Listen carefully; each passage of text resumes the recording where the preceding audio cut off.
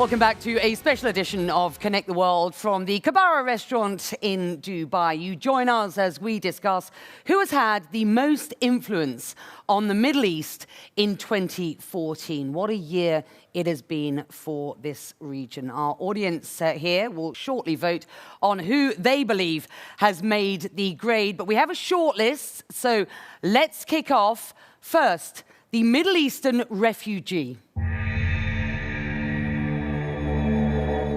One jagged line into the horizon. Refugees from Syria walking to safety towards Jordan. The hundreds of thousands that fled Mosul didn't even have time to pack a bag.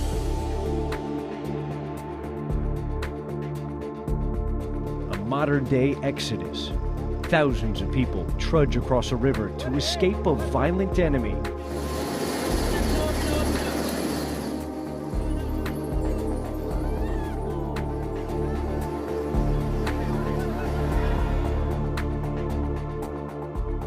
Faisal Al Yafai, you're a columnist for the national newspaper, a regular guest on our show. Why do you think our digital audience attributed so much influence to the refugee this year? Well, all of the people, all the individuals on that list have had an enormous influence on the Middle East in 2014. But I tend to think that the problems of the Middle East are too big to have been caused by one person and too big to be solved by one person. So I think the Middle Eastern refugee is both a symbol and a reality. The symbol, of course, is about the nature of the Middle East today and how interlinked it is.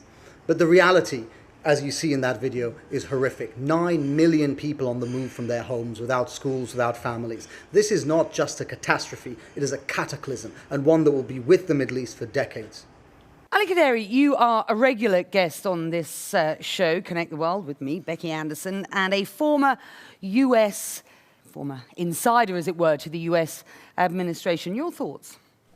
Well, with roughly 10 million Syrians and Iraqis, both as refugees in neighboring countries and internally displaced, what you have a problem here is with so many people, obviously disenfranchisement and disillusionment could occur very easily, and radicalization and thus militancy. So even if 1,000th of those 10 million were to become radicalized, you have thousands of jihadis running around. Yes, sir. I'm happy that they made it to the list, because usually when you have them in the millions, we find it very hard. The brain just puts them as a block, and you lose all kinds of emotional connection, and you just pass through them. And we've said regularly on the show that it is to our shame that we talk in numbers, not in names, in numbers, not in faces. You make a very, very good point. Anybody else? Kim Kalaita. Unfortunately, we can't talk in names because there's just too many numbers. And it's heartbreaking to see it, and especially I've lived in this region for 18 years, and when I see the growth and what's happening around us, and it's phenomenal, especially in a place like Dubai. But then you look at our borders, and it's a hopeless situation so many times. And I feel like that there needs to be more participation in these moderate states to maybe not build the largest stadium in the world and maybe help the neighbors.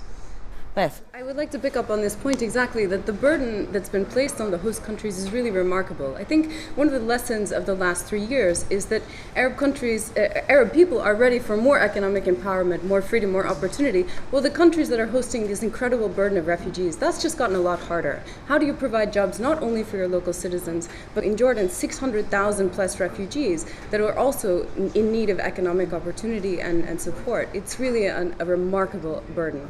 Back to you, Faisal, just for a closing thought on the refugee.